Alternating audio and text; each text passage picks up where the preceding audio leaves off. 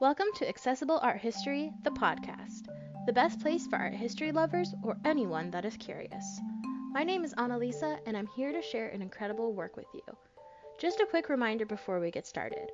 All sources and images will be posted on the Accessible Art History blog. You can find the link in the episode description as well as on our Instagram at accessible.art.history. Now that we have that out of the way, let's get started. Today's episode is going to focus on one of the most famous and important sites for the study of prehistoric people, the Lascaux Caves. This cave system near Montignac, France, is the home of thousands of images that are both painted and carved onto the walls. These images have been dated to around 16,000 to 14,000 BCE. A quick note, this podcast will use the term BCE, before Common Era, and CE, Common Era. They are the equivalents of BC and AD, but far more inclusive. The Lascaux Caves were made a UNESCO World Heritage Site in 1979, about 40 years after they were discovered. They have proven to be a rich and valuable site for information about a time long ago. On September 12, 1940, a young Frenchman named Marcel Ravida was playing with his dog Rocket. Suddenly, the pup fell into a hole. Panicked, Ravida went after him. He realized that the hole was actually the entrance to a cave system. After securing his dog's safety, Ravida returned later with a few friends. They were convinced that these were the mythical tunnels that led from one of the manor houses in the area, but instead, they were greeted with thousands of images from the past. Thankfully, these young men knew right away that this was a very important discovery. They ran back to their village to bring someone they knew would understand. His name was Henri Bray. As a member of the Society of Jesus, Henri Bray was both a Jesuit priest and a scholar. According to contemporaries, he was deeply religious, but also enjoyed the studies of archaeology, anthropology, ethnology, and geology. Talk about a variety of interest. Bray traveled around the world, including Europe, Asia, and Africa, to learn about the development of prehistoric people. He is most famous for his work on cave art, prehistoric human sites across Africa, and the study of the Peking man. When Bray entered the cave, he decided it would be a good idea to sketch out what he saw. He did hundreds of drawings of the paintings and etchings. This turned out to be invaluable because of the deterioration the cave would later face. During his study, Bray developed theories on why the cave system was decorated, which we will discuss later in this episode. In 1948, the Lascaux Caves were opened to the public. People flocked by the thousands to see the prehistoric marvels. A year later, serious archaeological and anthropological excavations and surveys began. Quickly, though, it became clear that all of this human interaction was taking its toll on the artwork. Not only did the human breath deposit microscopic saliva particles, but the visitors' body temperatures made the cave the perfect environment for mold to grow. In 1955, the number of people allowed per day was reduced. However, despite best efforts, deterioration continued. So, in 1963, officials made the decision to close the caves permanently. Thankfully, over the years, 3 different replicas have been built near the caves. The most recent one was finished in 2016. It utilized the latest technology to create an immersive digital replication of the caves so that visitors can easily and safely take a step into the past. For those of us that can't make it to France, there's a digital tour available on the official Lascaux Caves website. I viewed it while doing research for this episode, and it's absolutely incredible. I highly recommend checking it out. The site will be listed in the show notes blog post, which is linked in the episode description. The caves where these paintings are located sit above a river valley. According to the fossil records, this would have been a major migration route for prehistoric animals. This means that it would have been a great place for early humans to settle. The caves themselves are made of limestone and calcite. This soft and pale rock provides an excellent canvas for the images and engravings. In order to create pigment, prehistoric artists would take various minerals like red ochre, yellow ochre, and charcoal and grind them up into a fine powder. Then they would mix this powder with either water or animal fat to make a paint-like substance. This would be applied to the walls using reeds or twigs as brushes.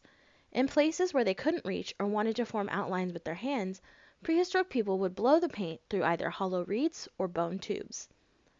Fascinatingly, archaeologists have found hundreds of stone tools in the caves. In addition, there are holes drilled into the wall.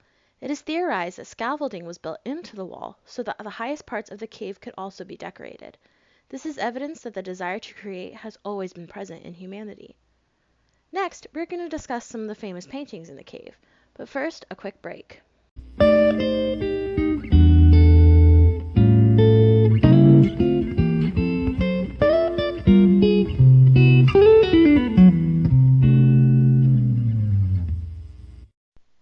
everyone! I wanted to take a quick break to tell you about what software I use to bring Accessible Art History, the podcast, to life. It's called Anchor, and it's truly made a difference in my mission of making art history fun and easy to learn about. Although I'd always thought about adding a podcast to my content creation, the thought scared me. I'm not an audio engineer or a tech guru, but Anchor makes it so easy. You can use their website or app to record, edit, and spice up your audio with music. They partner with you to make your podcast a success. Not only do they take care of distributing it to all the major platforms, including Apple Podcast, Spotify, and Google Podcast, but they even match you up with sponsors with no minimum listenership required.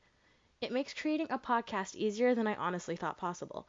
But the best part, it's absolutely free to use. As someone who is in the beginning stages of content creation, I'm so thankful to have a free platform that helps me create a quality podcast. If you want to get started on your own podcast, simply go to anchor.fm, that's ANCHOR-FM, or download their app on your preferred app store. Thanks so much for listening.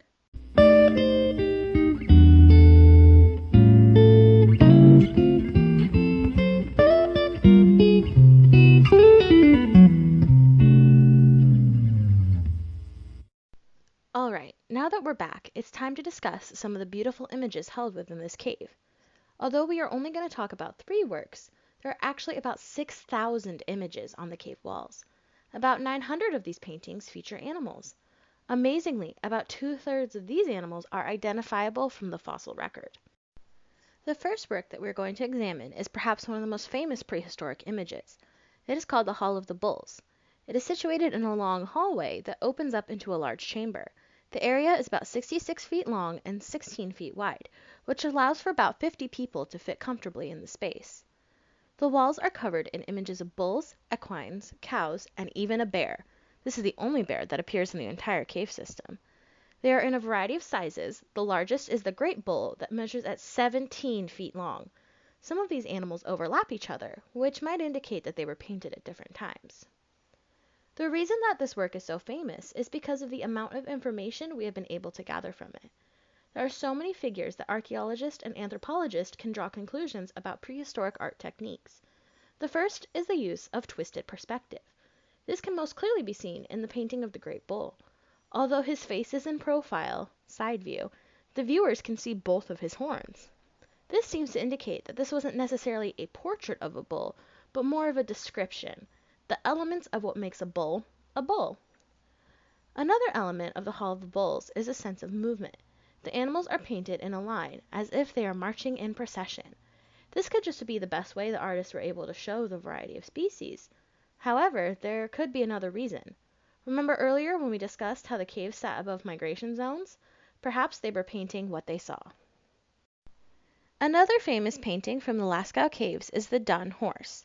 Part of the reason it's so popular is that it's pretty adorable, but it's also valuable for its artistic elements.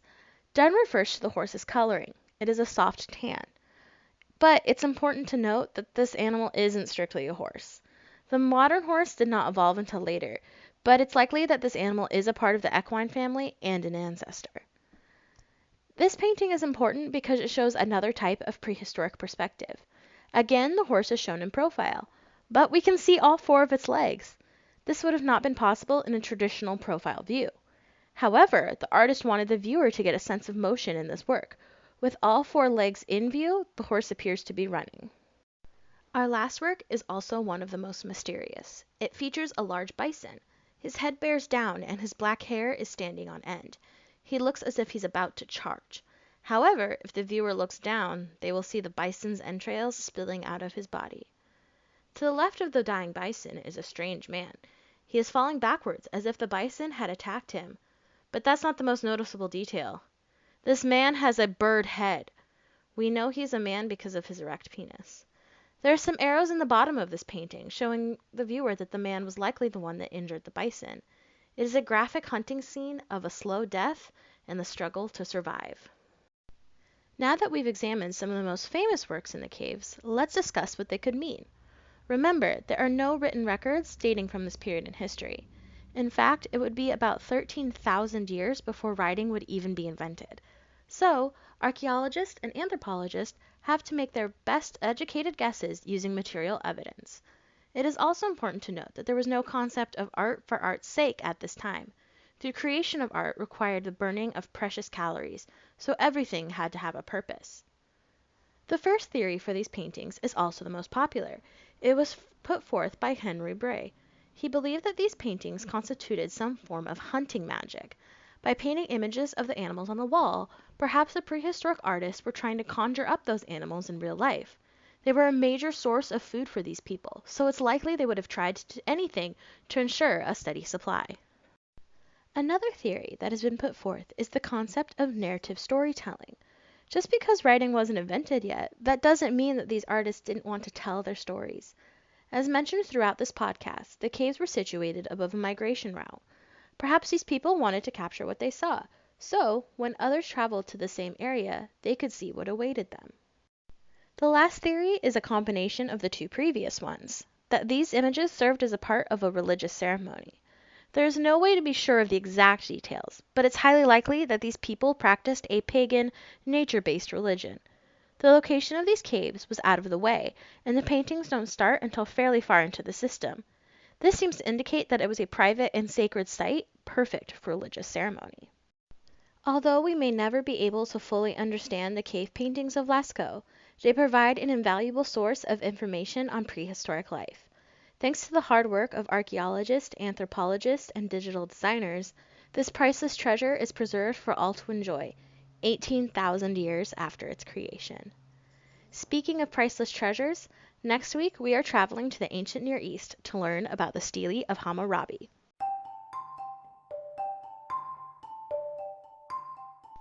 Thank you so much for listening to this episode of Accessible Art History, the podcast.